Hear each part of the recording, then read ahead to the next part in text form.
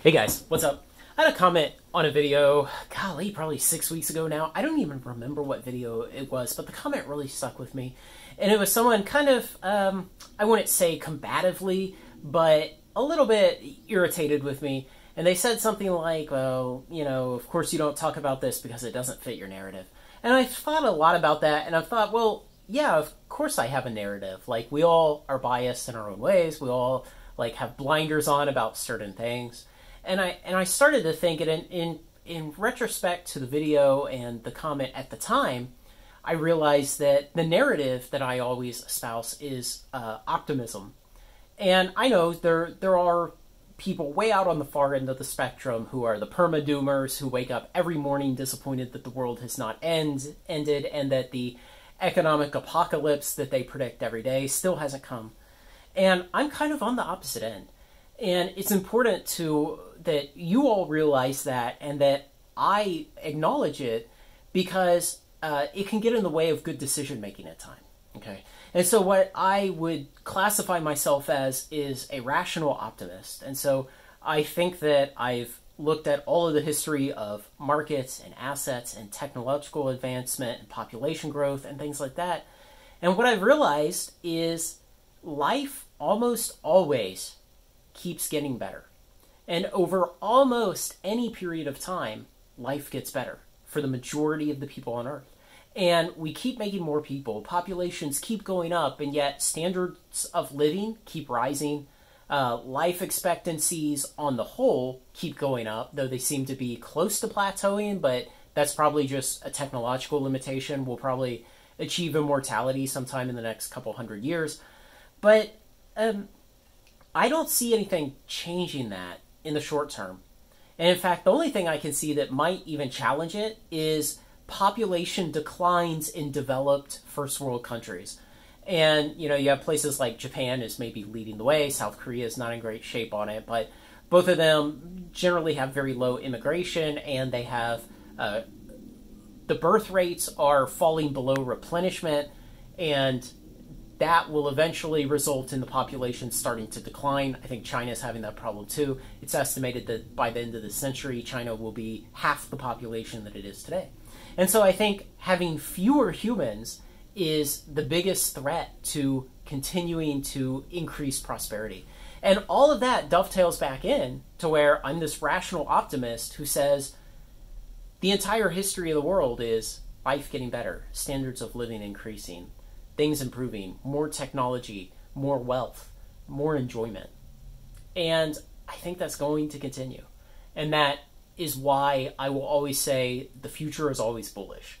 Because in terms of our expected lifespans, assuming we don't achieve immortality within our own lifetime, a kind of technological immortality of one type or another, I think that within all of our lifetimes of we viewing this video around the time it's released, the future will keep getting better for us year after year after year. And yeah, there are short-term stumbling blocks. There's a pandemic, or there's an economic slowdown, or we get injured, or we get in a car wreck, or something like that. And yeah, there are, bumps along the road in the same way in markets. Markets have recessions, they have financial crises, they have other things. Interest rates get jacked to the moon, and then they get plummeted back down to zero, and all kinds of turbulence. But on the long timeline, things get better.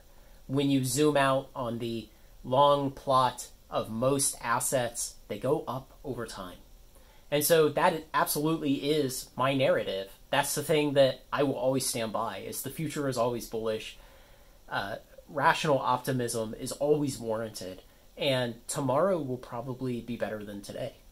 So it's important, though, that we keep in mind that I'm that way. And sometimes that will blind me to things. Sometimes that will lead me to be too optimistic when I shouldn't. And, I kind of see a similar thing that Rudy does, where it's not that he's a rational optimist to the same degree, but he loves magic so much. He loves magic. He loves magic more than anyone I've ever seen.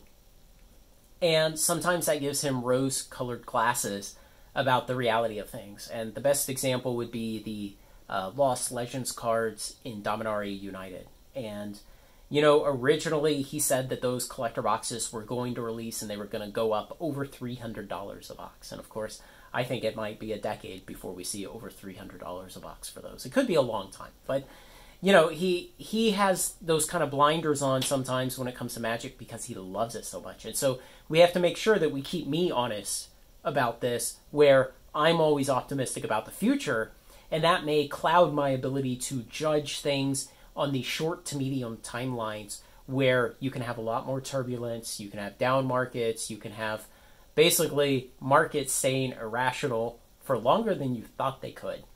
But, you know, in the long timeline, I think most of these products, even products that WotC is producing nowadays, I think most of them will do fine. You know, I think the number of people putting boxes back in their closet is much lower than everybody expects. We kind of come together in a community like this where we're in an echo chamber with each other, and all of a sudden we start thinking, man, everybody's throwing boxes back in their closet. But I think the reality is it's a lot fewer people and it's a lot fewer boxes than we estimate today. And I think in the long run, even our 2021 and 2022 era Magic products will probably do just fine. So definitely, if you see me veering a little too jubilant in the wrong direction on something, tell me. Tell me that you think I've just got the rose-colored glasses on a little too tight and that I'm being a little too optimistic in the short to medium term. But I will always argue that on the long term, the future is always bullish. Things will get better and better on the long term. And I think it's going to be very difficult for someone to convince me otherwise of that. Let me know what you think. I'm interested to see what you guys have to say about this. Thanks to everyone who makes these videos possible, especially my very generous supporters on Patreon. Like, comment, share, and subscribe, and join me on Final Trade. Join the Patreon.